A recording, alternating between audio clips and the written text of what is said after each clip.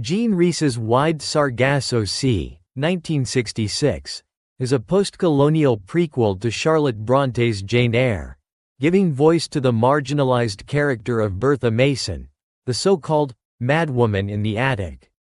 Rhys, herself born in Dominica, reclaims the silenced narrative of Antoinette Causeway, Bertha, a Creole woman caught between cultures and racial identities in colonial Jamaica.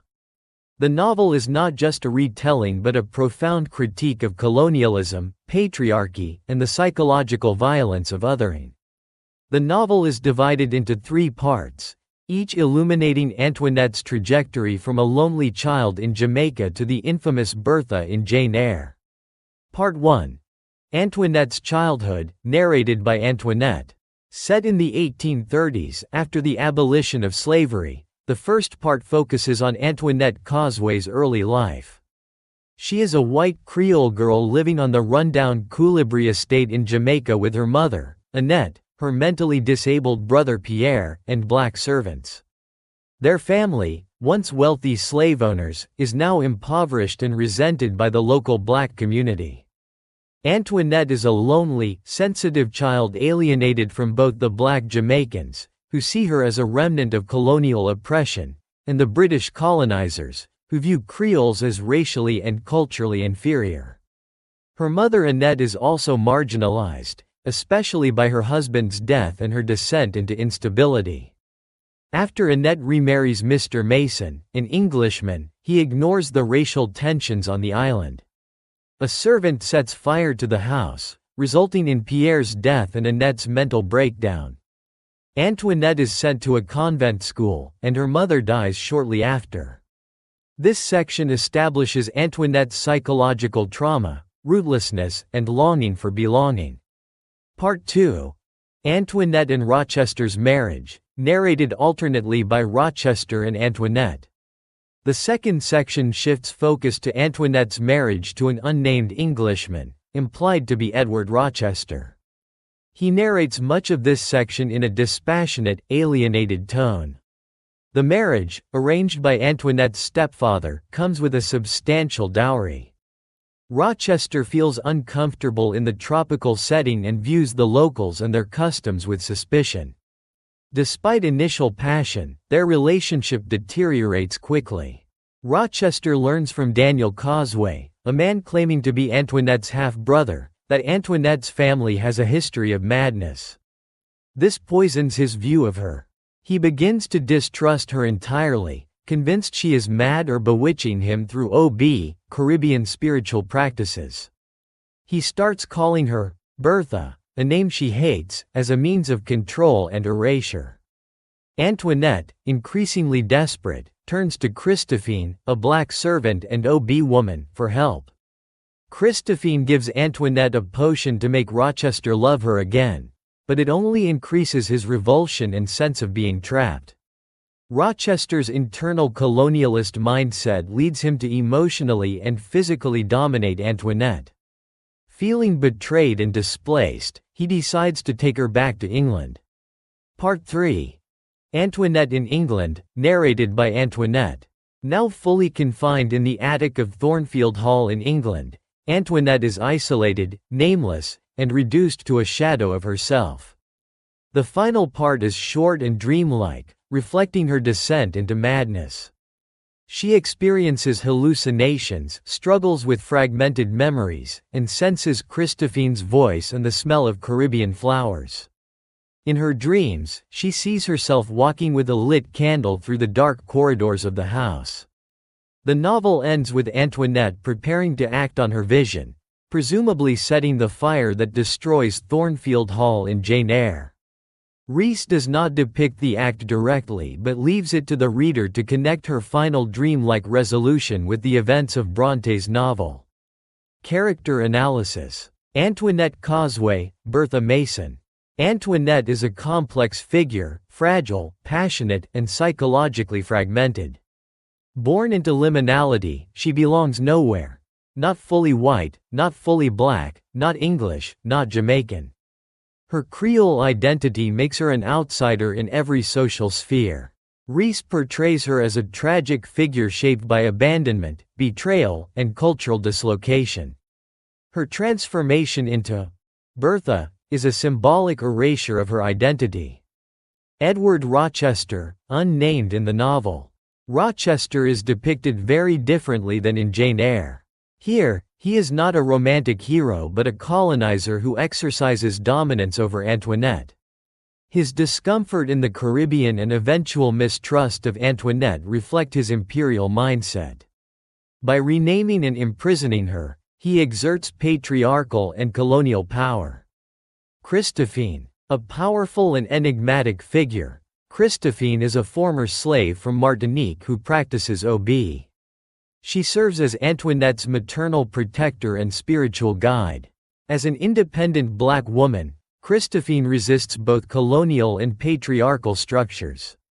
She attempts to confront Rochester and defend Antoinette, offering one of the strongest voices of anti-colonial resistance in the novel. Annette Causeway, Antoinette's mother, is another tragic figure. Her descent into madness foreshadows Antoinette's fate. Also a white Creole, she is similarly rejected by both black and white communities. Her fragile emotional state, exacerbated by social ostracization and the death of her son, results in her institutionalization. Major themes: colonialism and post-colonial identity. Rhys's novel is a scathing indictment of British colonialism. Through Antoinette's tragic arc, Rhys explores how colonial structures erase and fracture identity. Antoinette is doubly colonized, by empire and by her husband. Rochester's renaming her Bertha symbolizes cultural domination. The Caribbean setting is not merely exotic background, it is central to the story's power.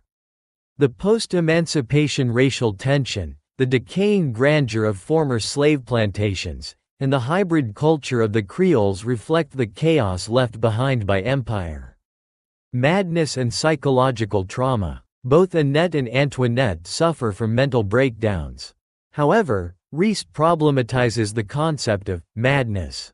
Rather than inherent mental illness, their instability results from social isolation, patriarchal oppression, and cultural alienation.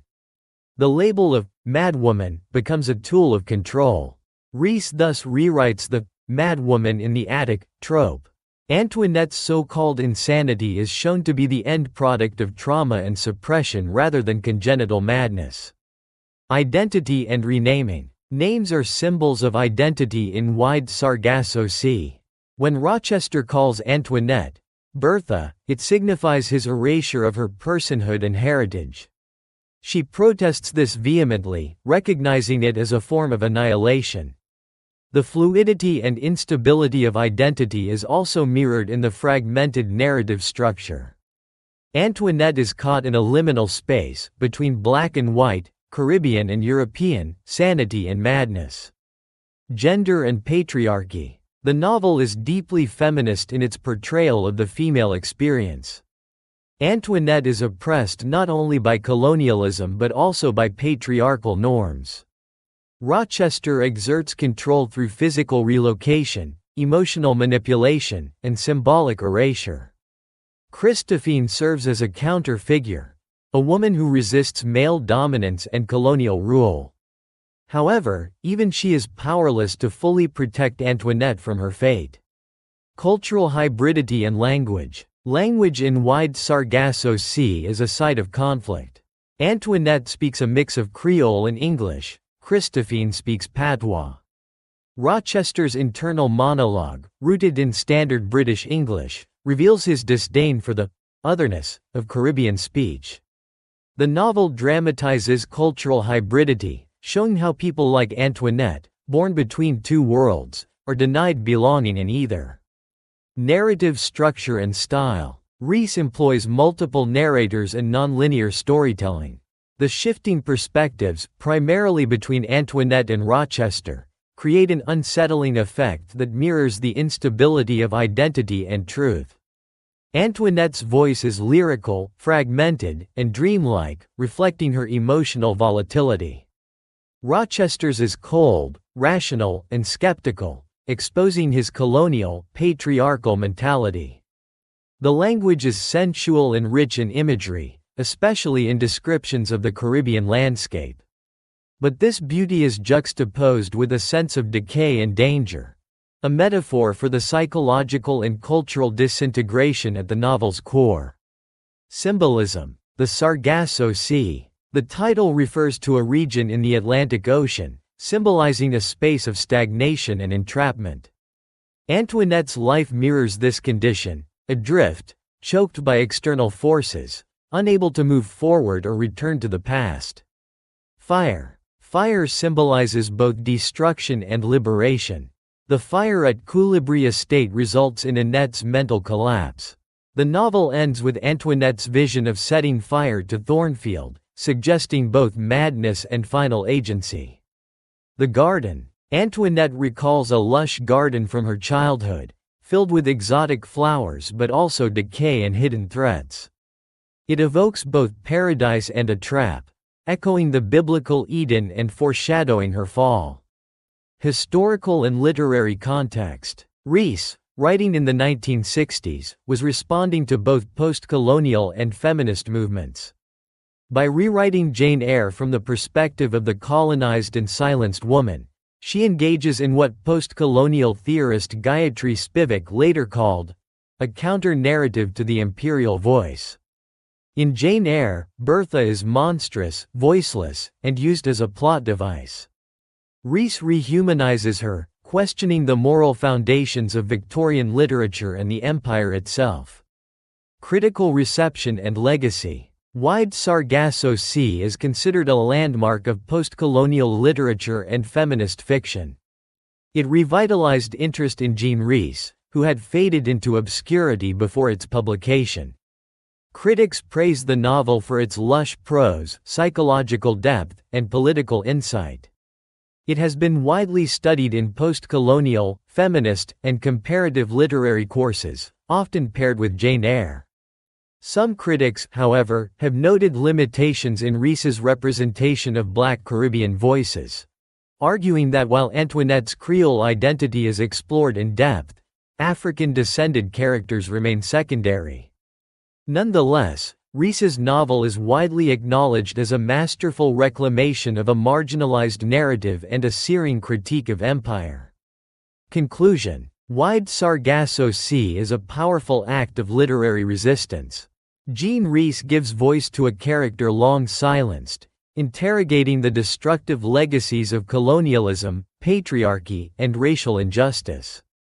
Through Antoinette Causeway's descent into madness and erasure, Rhys compels readers to reconsider whose stories are told, and whose voices are lost, in the canon of English literature.